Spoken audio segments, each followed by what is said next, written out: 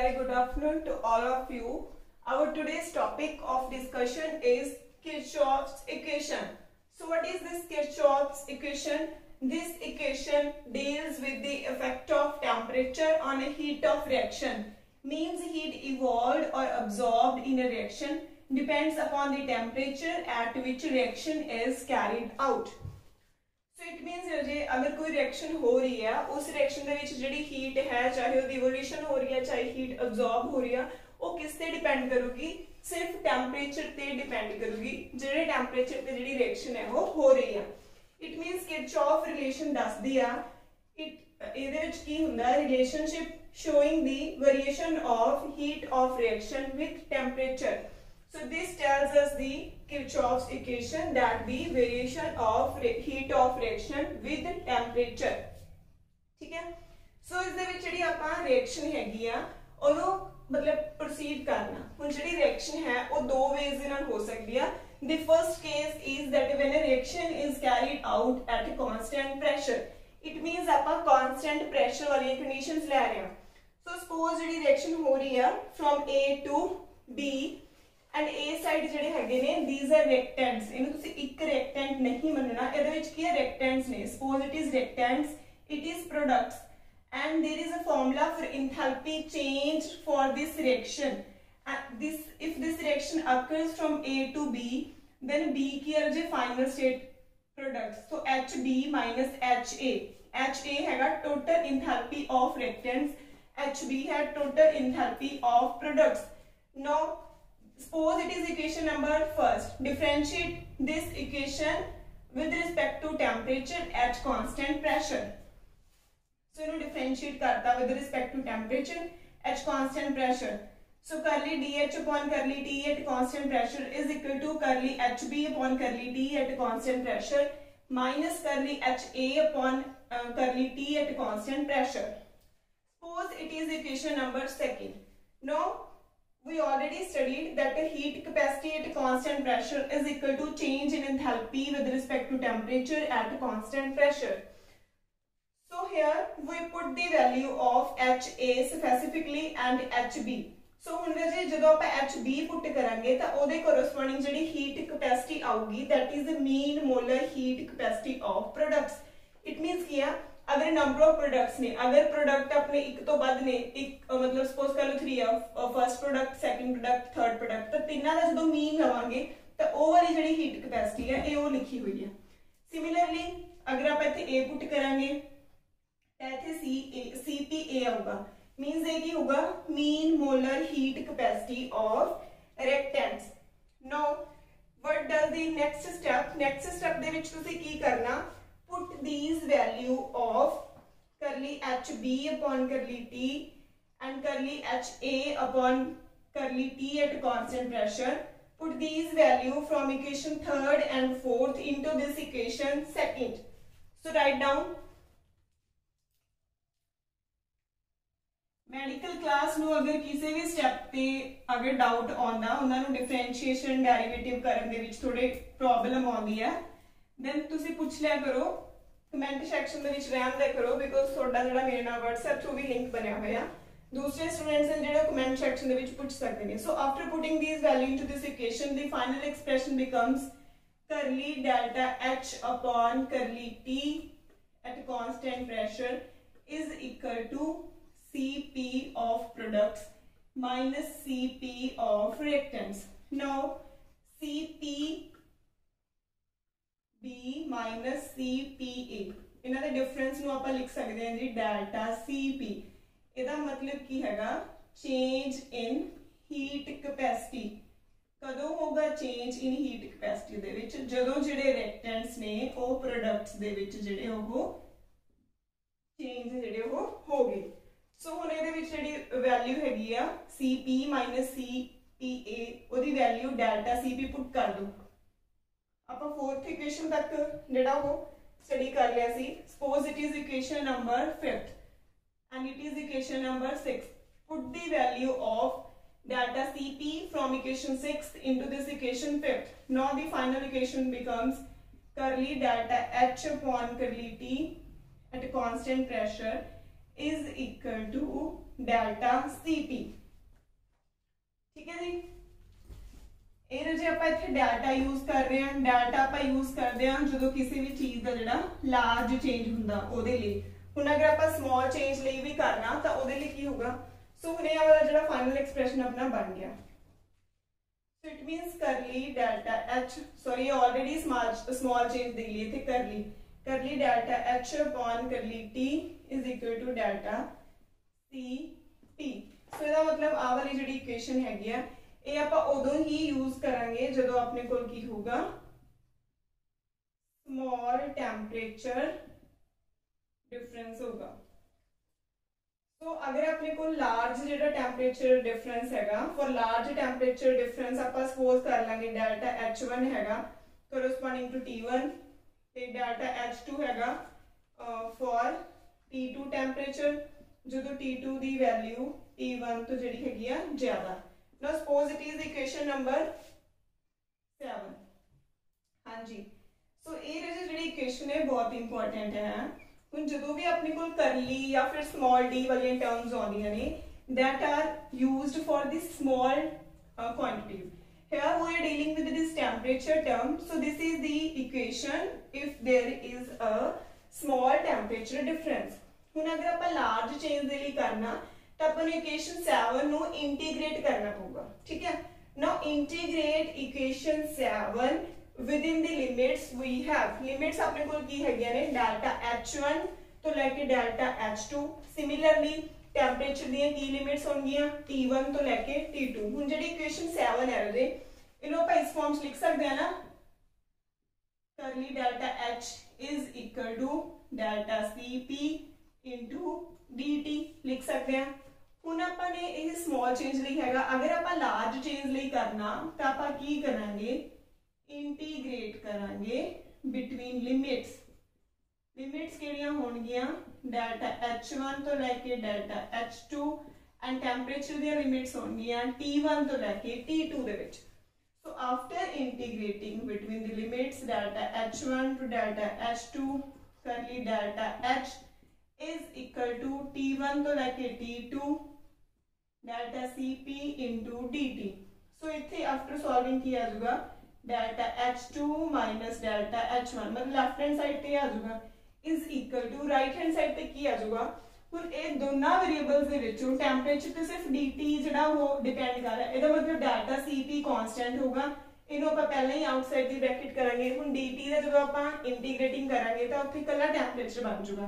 ਫਿਰ ਲਿਮਿਟਸ ਪੁੱਟ ਕਰਾਂਗੇ T1 ਤੋਂ T2 ਤਾਂ ਫਾਈਨਲ ਐਕਸਪ੍ਰੈਸ਼ਨ ਕੀ ਆਊਗਾ, T2 minus T1। So this is the very important conclusion that delta H2 minus delta H1 is equal to delta CP T2 minus T1. So we can write this equation in this form also, delta H2 minus delta H1 is equal to T2 minus T1 is equal to delta CP. So this final expression is known as Kirchhoff's equation। ਹੁਣ ਤੁਸੀਂ ਇਸ expression ਤੋਂ ਇਸ ਦਾ ਜਿਹੜਾ definition ਹੈ ਉਹ ਬਣਾ ਸਕਦੇ ਹੋ। ਸੋ Kirchhoff ਇਕੁਏਸ਼ਨ ਕੀ ਦੱਸਦੀ ਆ, the change in heat of ਹੁਣ ਜਿਹੜੇ ਡੈਲਟਾ H ਹੈ ਮਤਲਬ ਇੰਥੈਲਪੀ ਹੈ, ਇੰਥੈਲਪੀ ਕੀ ਹੁੰਦੀ ਹੈ ਜੀ QP ਹੈ ਨਾ, heat at a constant pressure is equal to delta H। ਸੋ ਇਹ ਜਿਹੜਾ Kirchhoff ਇਕੁਏਸ਼ਨ ਦੱਸਦਾ the change in heat of reaction at a constant pressure for every degree change of temperature is equal to change in heat capacity at a constant pressure in any reaction, and here the reaction is from A to B. So this is the case when we carried out the reaction at constant pressure. Now similarly ਆਪਾਂ ਇਹ ਜਿਹੜੀ reaction ਹੈ ਇਹਨੂੰ ਆਪਾਂ convert ਕਰ ਸਕਦੇ ਹਾਂ, ਕਿਸ ਦੇ ਵਿੱਚ ਆਪਾਂ ਕਨਵਰਟ ਕਰ ਸਕਦੇ ਹਾਂ, at constant volume वाला। सो केस सेकंड हैगा Kirchhoff reaction ਲਈ ही हैगा when the reaction is carried out at constant volume। So what happens happens? Delta H is equal to delta U plus P delta V. And if volume is constant, means volume is equal to constant, then delta V is equal to 0. Put this value into this equation. It means delta H is equal to delta U. Similarly, ये जड़ी equation बनी सी Kirchhoff equation ਇਹਦੇ ਵਿੱਚ ਆਪਾਂ ਕੀ करना delta H ਦੀ जगह ਤੇ delta U put करना सो पुट कर दो जी delta U2 minus delta U1 upon T2 minus T1 is equal to delta H T नहीं आऊगा रजे इत्थे की आऊगा V आऊगा है ना because we are carried out the reaction at constant volume. So this is the change in heat capacity at constant volume. So this is how we calculate the calculations for Kirchhoff's equation. So Kirchhoff's equation tells us about that the change in heat of reaction with respect to temperature is equal to change in heat capacity. The next topic is bond enthalpy और it is also known as bond energy. So जी bond energy की हुंदी है ਇਹਦੀਆਂ ਦੋ definitions ਨੇ ਠੀਕ ਹੈ। ਹੁਣ ਆਪਣੇ ਕੋਲ ਬੌਂਡ ਬਣ ਰਿਹਾ ਜਿਵੇਂ ਹੁਣ ਦੋ ਐਟਮਸ ਨੇ ਸਪੋਜ਼ ਕਰ ਲਓ x ਤੇ x ਦੋ ਐਟਮਸ ਨੇ ਹਨਾ ਇਹਨਾਂ ਦੇ ਵਿੱਚ ਇਹ ਬੌਂਡ ਹੈਗਾ ਠੀਕ ਹੈ। ਹੁਣ ਇਹਦੀਆਂ ਦੋ ਡੈਫੀਨੇਸ਼ਨਸ ਨੇ ਜਾਂ ਤਾਂ ਇਸ ਬੌਂਡ ਨੂੰ ਤੋੜਨ ਵਾਸਤੇ ਕੀ એનર્ਜੀ ਚੇਂਜ ਹੋਊਗਾ ਹਨਾ ਜਾਂ ਫਿਰ ਅਗਰ ਦੋ ਡਿਫਰੈਂਟ ਐਟਮਸ ਨੇ ਉਹਨਾਂ ਦੇ ਵਿੱਚ ਬੌਂਡ ਬਣਾਉਣ ਵਾਸਤੇ ਆਪਾਂ ਨੂੰ ਕੀ એનર્ਜੀ ਚੇਂਜ ਜਿਹੜਾ ਉਹ ਚਾਹੀਦਾ ਉਹਨੂੰ ਕਹਿੰਦੇ ਆ ਬੌਂਡ એનર્ਜੀ। जिवें फर्स्ट हैगा bond energy is the amount of energy released when 1 mole of bonds are formed from isolated atoms in gaseous states ठीक है। हुण जिवें ये दो isolated atoms ने अलग-अलग atoms ने हुण ये अलग-अलग isolated atoms ने जिहड़े gaseous state दे विच पए होए ने इन्हां तो जदों आपां bond बनावांगे तां उस टाइम जिहड़ी एनर्जी हुंदी आ ओह की हुंदी आ रिलीज हुंदी आ। इत्थे एनर्जी की हुंदी आ रिलीज कदों रिलीज होगी when 1 mole of bonds are formed means कि a bond ਨੂੰ ਬਣਾਉਣ ਵਾਸਤੇ એનર્ਜੀ ਕੀ ਚਾਹੀਦੀ ਹੈ ਆਪਾਂ ਨੂੰ ਰਿਲੀਜ਼ ਹੋਣੀ ਚਾਹੀਦੀ ਹੈ and amount of energy ਕੀ ਹੋਣੀ ਚਾਹੀਦੀ ਹੈ required ਕਦੋਂ ਹੋਗੀ to dissociate 1 mole of bonds present between the atoms in gaseous state है ना। ਹੁਣ ਇਹ ਵਾਲੇ ਜਦੋਂ ਆਪਾਂ ਅਲੱਗ-ਅਲੱਗ isolated atoms ਤੋਂ bond ਬਣਾਉਣਾ ਸੀਗਾ ਉੱਥੇ એનર્ਜੀ ਕੀ ਹੁੰਦੀ ਆ रिलीज ਹੁੰਦੀ ਆ। ਹੁਣ ਅਗਰ ਆਪਾਂ ਨੂੰ ਡਿਸੋਸੀਏਟ ਕਰਨਾ ਵੀ ਆ ਜਿਹੜਾ ਬੌਂਡ ਬਣਿਆ ਹੋਇਆ ਇਹਨੂੰ ਆਪਾਂ ਤੋੜ ਕੇ ਆਵੇ ਅਲੱਗ-ਅਲੱਗ ਐਟਮਸ ਕਰਨੇ ਨੇ ਬਣਾਉਣੇ ਨੇ ਤਾਂ ਇੱਥੇ ਜਿਹੜੀ એનર્ਜੀ ਹੈ ਉਹ ਕੀ ਹੋਗੀ ਆਪਾਂ ਨੂੰ ਰਿਕੁਆਇਰਡ ਹੋਗੀ। ਸੋ ਇਟ ਮੀਨਸ ਕੀ ਹੈ ਜੇ ਸਿੰਪਲ ਹੈ ਅਗਰ ਆਪਾਂ ਨੇ ਬੌਂਡ ਨੂੰ ਤੋੜਨਾ ਹੈ ਨਾ ਹੁਣ ਕੋਈ ਵੀ ਚੀਜ਼ ਬਣੀ ਹੋਈ ਹੈ ਉਹਨੂੰ ਆਪਾਂ ਤੋੜ ਕੇ ਅਲੱਗ-ਅਲੱਗ ਪਾਰਟਸ ਦੇ ਵਿੱਚ ਜਿਹੜਾ ਉਹ ਬ੍ਰੇਕ ਕਰਨਾ ਉੱਥੇ એનર્ਜੀ ਕੀ ਹੋਗੀ ਰਿਕੁਆਇਰਡ ਹੋਗੀ। ਹੁਣ ਉਸ ਤੋਂ ਬਾਅਦ ਹੈਗਾ ਕਿ ਜਿਹੜੀ ਹੈਗੀ ਆ ਬੌਂਡ એનર્ਜੀ ਤੇ ਬੌਂਡ ਡਿਸੋਸੀਏਸ਼ਨ એનર્ਜੀ। ਹੁਣ ਜਿਹੜੇ ਮੋਲੀਕਿਊਲਸ ਨੇ ਰਾਜੇ ਮੋਲੀਕਿਊਲਸ ਦੇ ਵਿੱਚ ਜਿਹੜੇ ਦੋ ਐਟਮਸ ਵੀ ਹੋ ਸਕਦੇ ਨੇ ਲਾਈਕ H2 O2 N2 ਇਹਨਾਂ ਨੂੰ ਆਪਾਂ ਕਹਿੰਦੇ ਡਾਇਐਟੋਮਿਕ ਮੋਲੀਕਿਊਲ। ਪੋਲੀਐਟੋਮਿਕ ਮੋਲੀਕਿਊਲਸ ਉਹ ਵਾਲੇ ਮੋਲੀਕਿਊਲਸ ਹੁੰਦੇ ਨੇ ਫੋਰ ਐਗਜ਼ਾਮਪਲ CH4 ਜਾਂ ਫਿਰ ਵਾਟਰ ਜਿਨ੍ਹਾਂ ਦੇ ਵਿੱਚ ਦੋ ਤੋਂ ਵੱਧ ਜਿਹੜੇ ਐਟਮਸ ਹੁੰਦੇ ਨੇ। ਸੋ ਅਗਰ ਆਪਾਂ ਡਾਇਐਟੋਮਿਕ ਮੋਲੀਕਿਊਲ ਦੀ ਗੱਲ ਕਰਦੇ ਆ ਤਾਂ ਉਹਨਾਂ ਦੇ ਵਿੱਚ ਹਮੇਸ਼ਾ ਬੌਂਡ એનર્ਜੀ ਇਕੁਅਲ ਹੋਊਗੀ ਉਹਨਾਂ ਦੀ ਬੌਂਡ ਡਿਸੋਸੀਏਸ਼ਨ એનર્ਜੀ ਦੇ। ਸੋ ਜਿੰਨੀ ਉਹਨਾਂ ਦੀ ਬੌਂਡ ਡਿਸੋਸੀਏਸ਼ਨ એનર્ਜੀ ਹੈਗੀ ਆ उन्नी ही ਉਹਦੇ ਵਿੱਚ ਕੀ ਹੋਗੀ बॉन्ड एनर्जी होगी। फॉर एग्जांपल H2 अगर आप H2 की गल करते हैं H2 मीनस की हाइड्रोजन गैस। सो H2 दे विच की हैगा अगर आप हाइड्रोजन दे विच जिहड़ा बॉन्ड तोड़ के आप आइसोलेटेड एटम्स बनाने आ तां उन्हां दे विच जिहड़ी आ बॉन्ड एंथैल्पी हैगी आ ओह होगी दिस मच अमाउंट। ये पॉजिटिव है मीनस आपां इत्थे एनर्जी की हैगी आ रिक्वायर्ड हैगी आ। सो इत्थे जिहड़ी बॉन्ड डिसोसीएशन एनर्जी है वो सेम होगी जिन्नी इहदी बॉन्ड एंथैल्पी है। ठीक है जी। सो हुण आपां गल करदे हां पॉलीएटॉमिक मॉलिक्यूल्स दी। पॉलीएटॉमिक मॉलिक्यूल्स दे विच की हैगी आ अगर आपां एक पर्टिकुलर बॉन्ड की गल करते हैं ठीक है अगर आप पर्टिकुलर बॉन्ड की बॉन्ड एनर्जी की गल करते हैं तो कदे भी सेम नहीं होगी जो वो डिफरेंट टाइप ऑफ कंपाउंड्स दे विच लगी होवे। जिवें आ वाली एग्जांपल है जिवें फर्स्ट केस हैगा CH3Cl सेकंड केस हैगा CH2Cl2 नेक्स्ट केस हैगा CHCl3। ठीक है हुण जे पहला तीनों केसेस दे विच आपां सिर्फ ए वाले बॉन्ड की गल करनी है CCl3 बॉन्ड की। ਹੁਣ ਇਹਨਾਂ ਤਿੰਨਾਂ ਦੇ ਵਿੱਚ ਆਹੀ ਬੌਂਡ ਨੂੰ ਤੋੜਨ ਵਾਸਤੇ ਜਿਹੜੀ એનર્ਜੀ ਚਾਹੀਦੀ ਆ ਉਹ ਕਦੇ ਵੀ ਸੇਮ ਨਹੀਂ ਹੋਊਗੀ। ਕਿਉਂ ਸੇਮ ਨਹੀਂ ਹੋਊਗੀ? ਬਿਕੋਜ਼ ਇੱਥੇ ਜਿਹੜੇ ਇਹ ਬੌਂਡਸ ਲੱਗੇ ਹੋਏ ਨੇ ਇਹ ਡਿਫਰੈਂਟ ਟਾਈਪ ਆਫ ਕੰਪਾਊਂਡਸ ਲੱਗੇ ਹੋਏ ਨੇ। ਹੁਣ ਇਹਦੇ ਨੇਬਰਿੰਗ ਕੀ ਆ 3 CH ਬੌਂਡ ਨੇ, ਇਹਦੇ ਨੇਬਰਿੰਗ ਕੀ ਆ 2 CH ਬੌਂਡ ਨੇ, 1 Cl ਬੌਂਡ ਹੈ। ਇਹਦੇ ਨੇਬਰਿੰਗ ਕੀ ਆ 1 CH Cl। ਮਤਲਬ ਇਲੈਕਟ੍ਰੋਨੈਗੇਟਿਵ ਇਫੈਕਟ ਬਹੁਤ ਸਾਰੇ ਇਫੈਕਟ ਹੋਣ ਕਰਕੇ ਇਹਨਾਂ ਦੀ ਜਿਹੜੀ ਬੌਂਡ એનર્ਜੀ ਹੈਗੀ ਆ ਇੱਕ particular bond the different type of compounds ਦੇ ਵਿੱਚ ਉਹ ਕਦੇ ਵੀ ਜਿਹੜੀ ਆ ਉਹ ਕੀ ਹੋਊਗੀ ਸੇਮ ਨਹੀਂ ਹੋਊਗੀ। ਹੁਣ ਆਪਾਂ ਅਗਰ ਵਾਟਰ ਦੀ ਗੱਲ ਕਰਦੇ ਆ, ਮਤਲਬ ਜਿਵੇਂ ਮੈਂ ਇਹ ਐਕਸਪਲੇਨ ਕੀਤਾ, सिमिलरली अगर आप वाटर की गल करते हैं तो वाटर दे विच अगर आप OH बॉन्ड की गल करते हैं तो जिवें फर्स्ट है वाटर, इनू आप ब्रेक करता Hg प्लस OH, मतलब हाइड्रोजन ते ऑक्सीजन का जिहड़ा बॉन्ड है ब्रेक करता। नैक्सट आप सिर्फ OH बॉन्ड की गल करते हैं, नैक्सट OH दे विच फिर आप उहनू ब्रेक करता। सो इत्थे जिहड़ी एंथैल्पी हैगी आ ओह कितनी आ 497.8।